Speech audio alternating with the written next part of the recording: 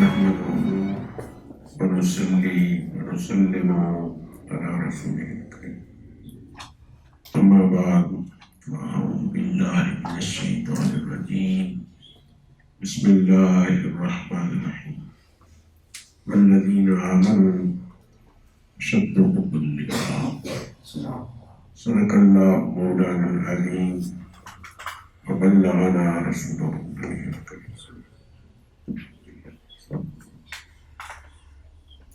گرامی حاضر محترم مخلصی فی اللہ قاری عزیز حیدر قاضی صاحب،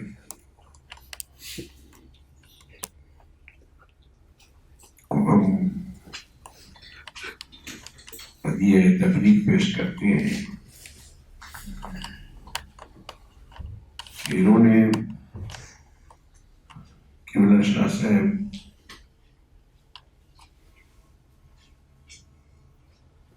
جن کے بارے اس فقیر کی یہ رائے ہے کہ اس وقت علوم ظاہری اور باطنی میں ان کی نظیر کہیں نہیں ملتی۔ فضل ہی تعالی قبلہ شاہ صاحب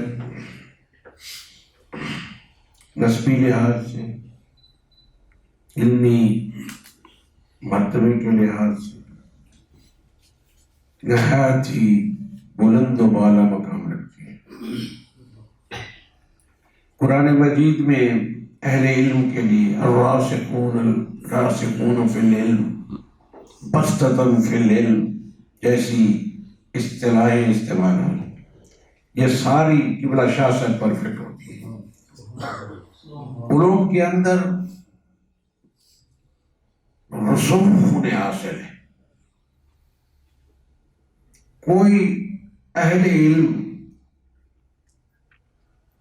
کوئی صاحب بھی میں نے دیکھا ہے، ان سے مختصر مجالس رہیں، مختصر صحبتیں رہیں، لیکن میں نے یہ اندازہ لگایا کہ مجھے بھی اس فقیر کو بھی 35 سال سے درس نظامی پڑھاتے ہوئے بزرگ ہو گئے ہیں، لیکن انہیں جو ایک ملکہ حاصل ہے، ملکہ ایک کیفیت راسخہ ہوتی ہے نفس کے اندر، کہ اس سے آسانی سے وہ افعال صادر ہوتے رہتے ہیں۔ تو اس طرح قبلہ شاہ صاحب کا مقام ہے۔ تو آپ کی یہ جو آپ کے سامنے کتاب ہے جس کی رونمائی ہو رہی ہے، یہ آپ کے دروس ہیں، یہ آپ کی باقاعدہ تصنیف نہیں ہے، یہ بھی یاد رکھیں کہ یہ آپ کے دروس ہیں قرآن مجید کے، اور ان میں آپ نے کچھ بیان فرمایا جس کو قلم بند کر دیا گیا اور کتابی شکل دے دی گئی۔ میں اس میں یہ دیکھتا رہا کہ اس میں مرکزی نقطہ کیا ہے۔ قبلہ شاہ صاحب کا مرکزی جو جس پر آپ ہمیشہ سے فوکس کرتے آئے وہ یہ ہے اللہ کے رسول، نبی کی، اہل بیت کی محبت ہے۔ بس یہی بنیاد ہے آپ کی ہر تقریر میں یہی محبت آپ کو نظر آئی، آپ کی ہر تحریر کے اندر اسی محبت کی چاشنی نظر آئے گی۔ اور محبت چیز ہی ایسی ہے کہ یہ فاصلے کم کر دیتی ہے، منزل کو قریب کر دیتی ہے۔ میرا کوئی یہاں تقریر کرنے کی یہ جگہ نہیں ہے، میں وہ حدیث عرض کروں گا جس میں نبی اسلام سے ایک صحابی نے پوچھا کہ قیامت کب قائم ہوگی، تو آپ نے فرمایا تم نے قیامت کے لیے کیا تیار کر رکھا ہے؟ اس نے کہا کہ میں نے کوئی زیادہ نمازیں روزہ وہ تو نہیں ہے، الا انی احب اللہ و رسولہ، ہاں میں اللہ رسول سے محبت کرتا ہوں آپ نے فرمایا المرء مع من احب، آدمی کا حشر اسی کے ساتھ ہوگا جس سے اس کی محبت ہوگی۔ تو اس حدیث سے کیا معلوم ہو رہا ہے کہ عمل کی کمی محبت سے پوری ہو سکتی ہے۔ عمل کا قصور محبت سے وہ اس قصور کو پورا کیا جا سکتا ہے، لیکن عمل جتنا زیادہ ہو محبت میں کمی ہے، وہ محبت کی کمی اس کو منزل تک نہیں پہنچا سکتی۔ خدا و رسول کی محبت کا ایسا درجہ، میں کل پڑھ رہا تھا آپ کی یہ تھوڑی سی کتاب اصل کے بعد، تو میں یہ الفیہ کہتا ہوں کہ عشاء تک مجھ پر رقت آئی نہیں۔ وہ شاہ صاحب کا ایک مضمون تھا، وہ عشقیہ انداز ہے، وہ کسی نے حافظ نے غالباً قبلہ شاہ صاحب حافظ نے کہا ہے کہ ماں قصہ دار ہو سکندر نہ خاندانی ازما بجز حکایت مہر و وفا مپرس۔ ہم نے دارا سکندر کے قصے نہیں پڑھے ہوئے، ہم سے اگر کوئی بات پوچھنی ہے تو مہر و وفا کی پوچھ۔ وہ وفا کی بات تھی۔ حضرت بابا صاحب کی بات کر رہے تھے کہ وہ ایک پرندے سے ہم کلام ہو رہے تھے، اور پرندے کو کہہ رہے تھے کہ درخت پر آگ لگی ہوئی ہے، تم یہاں سے اڑ جاؤ، یہ تو تمہیں جلا دے گی، تمہارے پر جلا دے۔ تو اس نے شیر کی شکل ہے، بابا صاحب نے ان سے پوچھا، بابا فرید گنج شکر میں، تو اس پرندے نے آگے سے کہا کہ میں نے ایک عرصہ اس درخت کا پھل کھایا ہے، اب یہ کیسے ہو سکتا ہے کہ اب اڑنا کام نہ اپنا، جلنا مرنا ساتھ۔ اب یہ ہو نہیں سکتا کہ میں آج درخت کو آگ لگ گئی ہے میں اڑ جاؤں، یہ نہیں ہو سکتا۔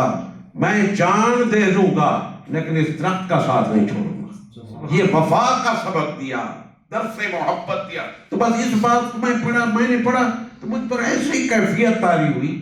یہ مصنف کا اثر ہوتا ہے، یہ متکلم کا اثر ہوتا ہے کہ اس کے کلام میں ایک ایسی تاثیر ہوتی ہے کہ لوگوں کے دلوں کے اندر رقت طاری ہو جائے۔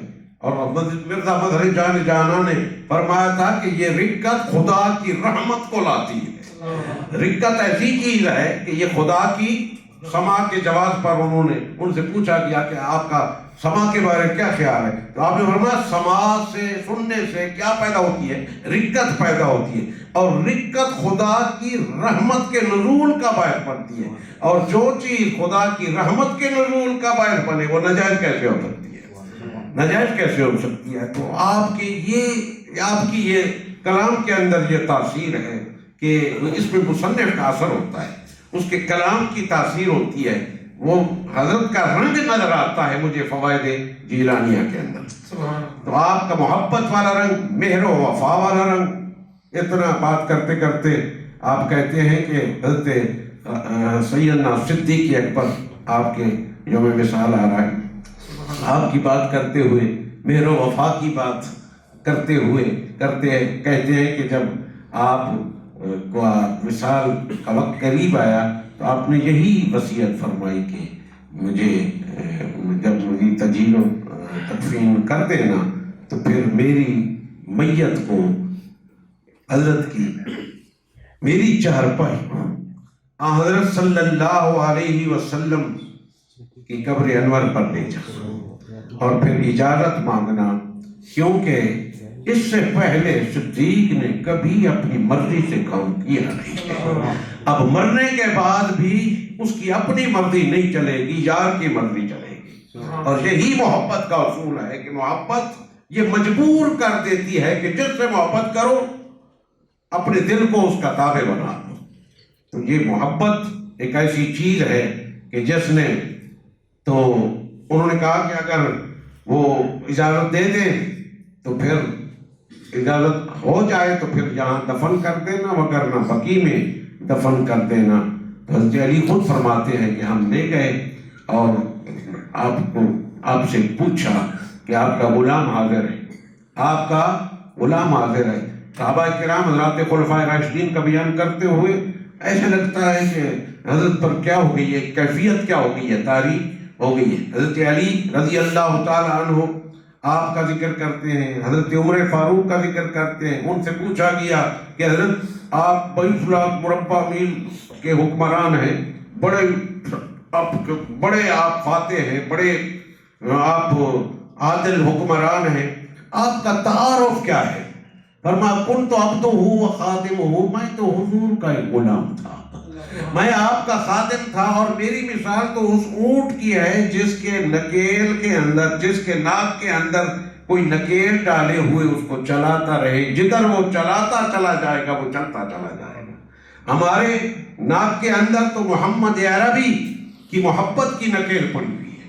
تو یہ حضرات صحابہ کا محبت کا ایک انداز ذکر کرتے ہیں، سیدنا صدیق اکبر کا، حضرت علی کرم اللہ وجہ الکریم کا، اہل بیت سے محبت، وہ تو کشتہ محبت اہل بیت ہے۔ شاہ صاحب کشتہ محبت اہل بیت، بات بات سے وہ نبی پاک صلی اللہ علیہ وسلم کی اہل بیت کی محبت کا تذکرہ چھیڑ دیتے ہیں۔